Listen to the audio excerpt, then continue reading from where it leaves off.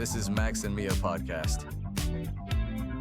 Hello, everyone, and welcome back to Max and Mia podcast.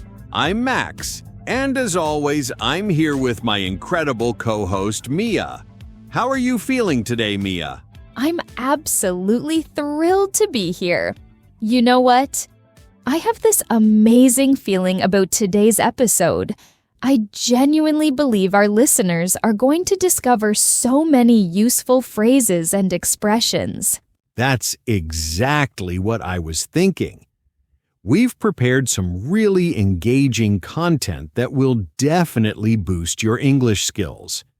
Whether you're just starting to feel confident with your English or you're already quite advanced, there's something valuable waiting for you. Absolutely. And speaking of valuable content, don't forget to hit that subscribe button if you haven't already. It really helps us reach more English learners around the world. Yes, and if you find today's episode helpful, which I'm pretty sure you will, please give us a thumbs up. Those likes mean everything to us and show us that we're on the right track. Great.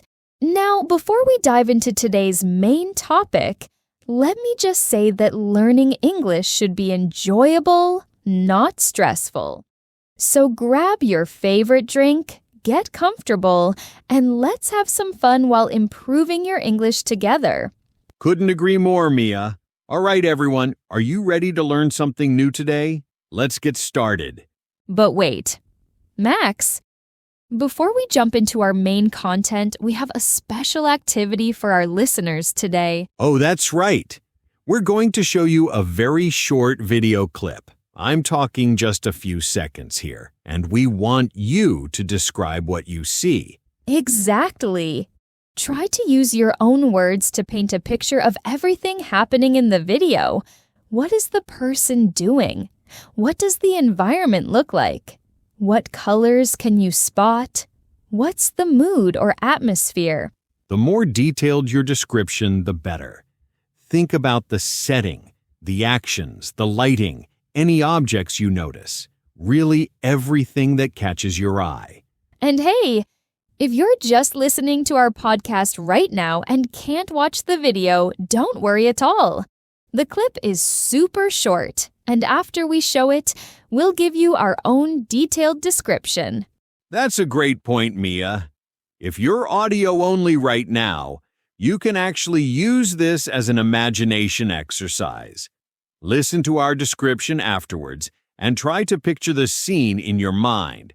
Then, if you get the chance later, you can always come back and watch the actual video to see how close your mental image was. So whether you're watching or just listening, this activity will definitely help you improve your descriptive English. Are you ready? Let's take a look at this short clip, and then we'll share our observations. Here we go. Pay close attention to every detail you can spot.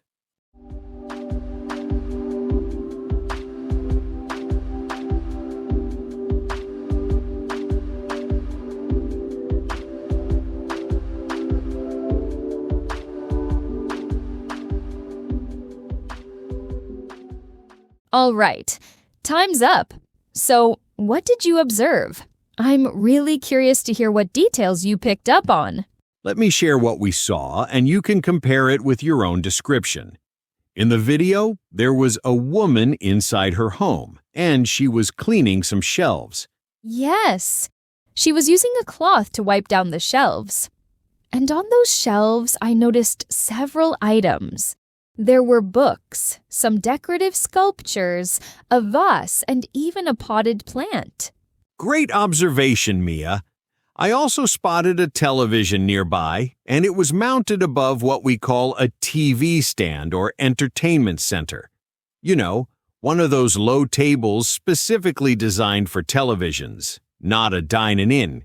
Good description, Max. And this brings us beautifully to today's main topic, household chores. This is very useful vocabulary because, let's be honest, we all have to do these tasks. Whether you love it or hate it, cleaning and organizing are part of everyone's daily routine. Speaking of which, Mia, are you someone who actually enjoys cleaning, or is it more of a necessary evil for you? Oh, that's a great question. I have to admit, I find it quite satisfying, actually. There's something therapeutic about tidying up and seeing everything neat and organized. What about you, Max? Well, I wouldn't say I love it, but I definitely feel better when my space is clean. Plus, it's a great opportunity to practice useful English vocabulary. Let's explore some common expressions we use when talking about household chores. Excellent idea. Let's start with laundry-related tasks. When we wash our clothes, we say we do the laundry. Then, after washing, we hang the clothes to dry them. And once they're dry, we fold the clothes to keep them neat. If they're wrinkled, we might need to iron them to make them smooth and presentable. For floor cleaning, we mop when we use water and a cleaning solution. It's different from just sweeping, which is for dry cleaning. One of my favorite expressions is tidy up. It means to organize and clean a space, making it neat and orderly. It's less intense than deep cleaning.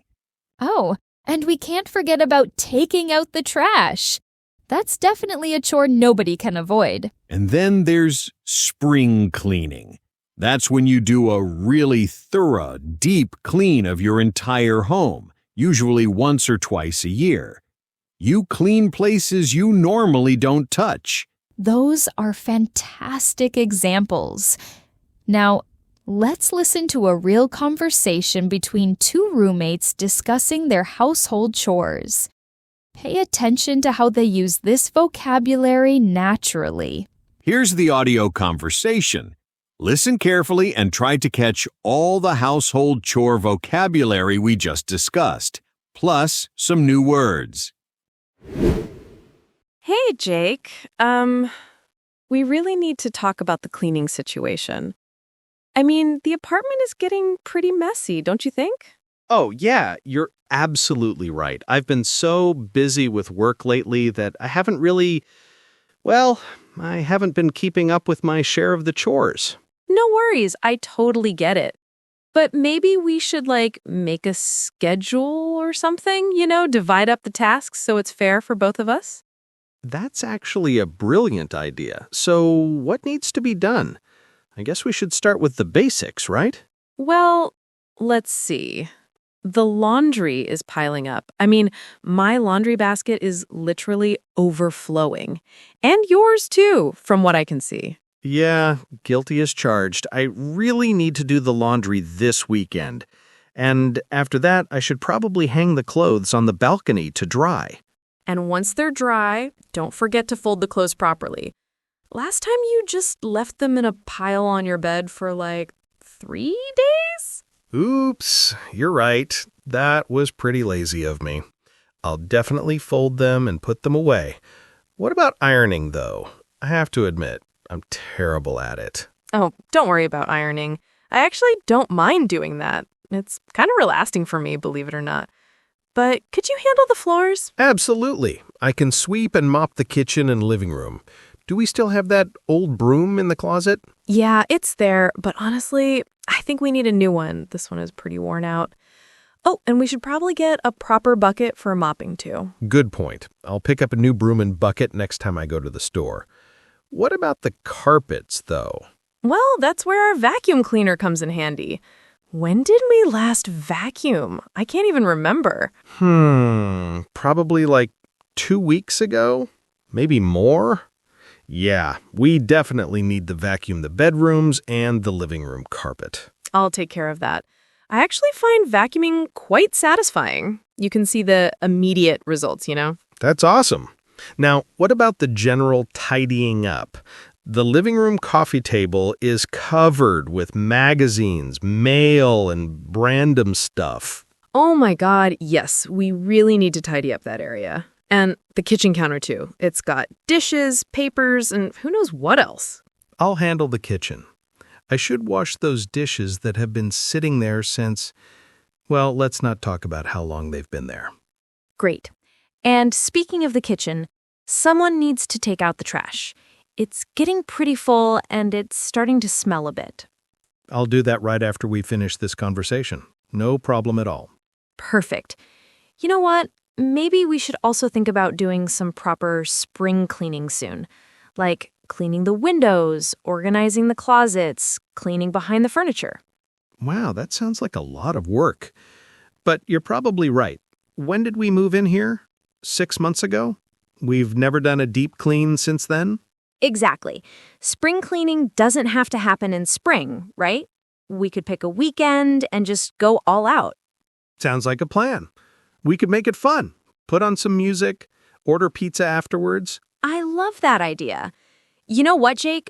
I'm actually excited about getting this place properly clean. It'll feel so much better to live in a tidy, organized space. I couldn't agree more. And having a schedule will definitely help us stay on top of things. No more letting the chores pile up. Absolutely. So, to recap, you're doing laundry, hanging and folding clothes, sweeping and mopping, taking out the trash, and buying new cleaning supplies. And you're vacuuming, ironing, and helping with the general tidying up. Plus, we're both planning a spring cleaning weekend. Perfect. I think this is going to work really well. Thanks for being so cooperative about this, Jake. Of course. Thanks for bringing it up, Sarah. Sometimes we just need to have these conversations, you know? Exactly. All right, let's get started. Time to turn this messy apartment into a clean, comfortable home. What a natural conversation! Did you catch how they used all those household vocabulary words in context? That was such a realistic dialogue. But you know what I found really interesting from a language learning perspective? The way they use different strategies to make suggestions and negotiate tasks. Oh, that's a great observation. For instance, when Sarah said, "Maybe we should make a schedule or something," she used maybe and or something to sound less direct and more polite. That's so typical in English when you're trying to suggest something without being pushy. Exactly. And did you notice how Jake responded with, "That's actually a brilliant idea"? He could have just said, "Good idea," but adding "actually" and "brilliant" shows he's genuinely enthusiastic.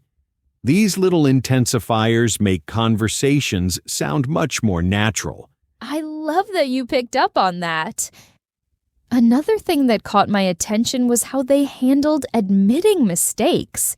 Jake said guilty as charged when Sarah mentioned his laundry pile. Instead of just saying, "Yes, you're right," he used this idiomatic expression that shows he's accepting responsibility but in a light-hearted way. That's such an important social skill in English. Speaking of idioms, did you notice Sarah's phrase, "believe it or not," when talking about enjoying ironing? It's a perfect way to introduce something that might sound surprising to the listener. Absolutely. And what about their use of tag questions and confirmation phrases? Like when Jake said, "Don't you think?" and "you know." These little additions help keep the conversation flowing and check that the other person is following along. Great point. I also noticed something interesting about how they expressed time. Instead of being specific, they used vague expressions like 2 weeks ago, maybe more. This is so common in casual English. We often don't remember exact dates, so we give approximations. Yes. And notice how they both used "I have to admit" and "honestly" when they wanted to be more direct or confess something. These phrases signal that you're about to be truthful or reveal something you might not normally say. Another fascinating aspect was their use of rhetorical questions. Sarah asked, When did we move in here? 6 months ago? She wasn't really asking for information. She was making a point about how long they'd lived there without deep cleaning. Exactly. And did everyone catch that phrase, go all out? It means to do something with maximum effort and energy. It's much more expressive than just saying clean thoroughly. I'm glad you mentioned that. These phrasal verbs and expressions are what really make your English sound fluent, like keeping up with, pile up, pick up. They're everywhere in natural conversation, but often challenging for learners. And here's something subtle but important. Notice how they used pretty as an intensifier. Pretty messy, pretty worn out, pretty full. It's not about appearance. It means quite or rather. This usage is super common but often overlooked in textbooks. That's such a valuable point. One more thing I want to highlight is how they built agreement throughout the conversation. Phrases like, I couldn't agree more, absolutely, and exactly helped them maintain a cooperative tone even when discussing a potentially sensitive topic like messy living habits. You know, Max, talking about chores reminds me of another everyday situation. Sometimes it's not about cleaning, but about fixing things at home. Oh, that's so true. I was just thinking the same thing. We spend so much time cleaning, but what happens when something actually breaks or stops working properly? That brings us to our next topic, household problems and repairs. This is vocabulary that everyone needs because, let's face it, things break down all the time at home. And unlike cleaning, which you can sometimes postpone, repairs often can't wait. When something's broken, you need to deal with it immediately, or it might get worse. So, let's test your knowledge. I'm going to mention some common household problems, and I want you to think about whether you know what these words mean. Ready? Great idea. Don't worry if you're not familiar with these terms. We'll explain everything and show you some images to help you remember them. First word, clogged. Do you know what this means? Think about it for a moment. If you're not sure, no problem at all. When something is clogged, it means it's blocked, and water or air can't flow through properly. For example, the bathroom drain is clogged with hair, or the toilet is clogged. Great explanation! And we'll show you an image of a clogged drain so you can visualize exactly what this looks like. It's one of those issues that happens to everyone. Next word, burnt-out light bulb. Can you guess what this means? A burnt-out light bulb is a light bulb that has stopped working. It no longer produces light. We also say the bulb has burned out or blown out. For instance, the light bulb in my bedroom burnt out last night. And you'll see an image of what a burnt-out bulb looks like compared to a working one. Sometimes you can actually see the broken filament inside. Here's another common one, a leak. This word might be familiar, but do you know how to use it in context? A leak happens when water comes out of pipes or containers where it shouldn't. We can say, there's a leak in the bathroom sink, or the roof has a leak. The water is escaping from where it should stay. And we'll show you pictures of different types of leaks so you can recognize them. Trust me, knowing this word will be very useful. Last one for now, dripping faucet. Have you heard this expression before? A dripping faucet is when the water tap doesn't close completely, so water keeps falling drop by drop. It makes that annoying drip, drip, drip sound. You might say, I can't sleep because of that dripping faucet in the kitchen. And the image will show you exactly what we mean. You'll see those water droplets falling from the faucet even when it's supposed to be turned off. These visual connections are so important for memory. When you see the actual problem, you'll immediately remember the English word for it. Now let's listen to another real-life conversation. This time, you'll hear a plumber talking with a tenant about some household problems. Listen for the vocabulary we just learned. Good morning. I'm Tom from City Plumbing Services. You called about some issues with your plumbing? Oh, yes. Thank you so much for coming. I'm Lisa. I've been having several problems, and honestly, I don't know where to start. No worries at all, Lisa. Let's take it one step at a time. What's the most urgent issue you're dealing with? Well, the bathroom sink has been driving me crazy. There's a leak underneath it, and water keeps dripping onto the floor. I've been putting a bucket there, but it fills up so quickly. Ah, I see. That sounds like it could be a loose connection or maybe a worn-out seal. Let me take a look at that first. Any other problems? Yes, actually. The kitchen faucet won't stop dripping. Even when I turn it off completely, water keeps coming out drop by drop. It's been going on for about 2 weeks now. A dripping faucet. Got it. That's usually an easy fix. Probably just needs a new washer or O-ring. What else is going on? Oh, and this is really annoying. The toilet in the guest bathroom is completely clogged. I've tried using a plunger, but nothing seems to work. I'm worried I might have made it worse. Don't worry about that. Sometimes these clogs are just too stubborn for a regular plunger. I have professional equipment that should clear it up. When did you first notice it was clogged? It started maybe 3 days ago. My nephew was visiting, and I think he might have flushed something he shouldn't have. Kids, you know? Oh, that happens more often than you think. Kids sometimes flush toys or too much toilet paper. We'll get that sorted out. That's such a relief. Oh, and I almost forgot. It's not exactly plumbing, but the light in the bathroom burned out yesterday. I know you're not an electrician, but do you think it could be related to the leak somehow? Well, a burnt-out light bulb is usually just a normal thing. They don't last forever. But if there's moisture getting into the electrical fixture because of the leak, that could be dangerous. Let me check that area carefully. Oh my goodness, I hadn't thought about that. Could the leak actually cause electrical problems? It's possible, but don't panic. We'll fix the leak first, and then you can safely replace the burnt-out bulb. Just make sure to turn off the electricity to that area before you do anything. Okay, I'll definitely do that. So, what's your plan for fixing everything? All right, here's what I'll do. First, I'll tackle that clogged toilet. That's probably the quickest fix. Then, I'll work on the dripping faucet in the kitchen. Finally, I'll deal with the leak under the bathroom sink. That sounds perfect. Roughly how long do you think it'll take?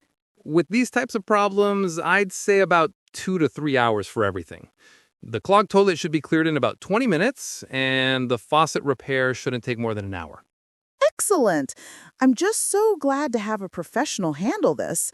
I was getting really stressed about all these problems piling up. That's completely understandable. These household issues can be overwhelming when they all happen at once. But by this afternoon, everything should be working perfectly again. Thank you so much, Tom. I really appreciate your help. Should I stay around while you work, or would you prefer to work alone? Either way is fine with me, Lisa. Some people like to watch and learn. Others prefer to go about their day. Whatever makes you more comfortable. I think I'll stick around for a bit if that's okay. I'd like to understand what's happening in case similar problems come up in the future. Absolutely. I'm always happy to explain what I'm doing. Knowledge is power, especially when it comes to your home. What a helpful conversation. Did you notice how naturally they used all that household problem vocabulary? That was such a practical dialogue. What I loved about it was how the tenant, Lisa, clearly explained each problem. That's exactly how you'd need to communicate with a repair person in real life. And notice how the plumber, Tom, was so reassuring and professional. He used phrases like, "Don't worry," and "That's completely understandable." Perfect customer service language that you might hear or even need to use yourself. Great point. Plus, the conversation showed us that these household problems often come in groups. It's rarely just one thing. Usually when you call a repair person, you have multiple issues to discuss. And I think our listeners can now confidently describe common household problems and understand when repair professionals talk about solutions. Well, everyone, that brings us to the end of today's episode. We've covered so much useful vocabulary, from household chores like doing laundry and tidying up, to household problems like clogged drains and dripping faucets.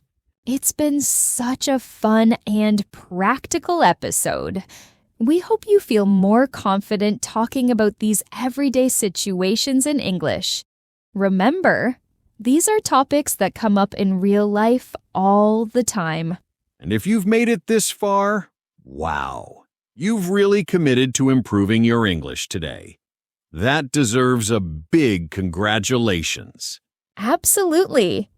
If you found today's episode helpful and you've listened all the way to the end, we'd really appreciate it if you could hit that like button. It helps us know that we're creating content you actually enjoy. And if you haven't subscribed yet, please consider doing so. We release new episodes regularly, and subscribing means you won't miss any of our practical English lessons. Plus, when you subscribe, you become part of our English learning community. We love having you along on this journey. Thanks so much for spending your time with us today. Keep practicing, keep listening, and remember, every conversation is an opportunity to improve your English. Until next time, this has been Max and Mia. Take care and happy learning. See you in the next episode.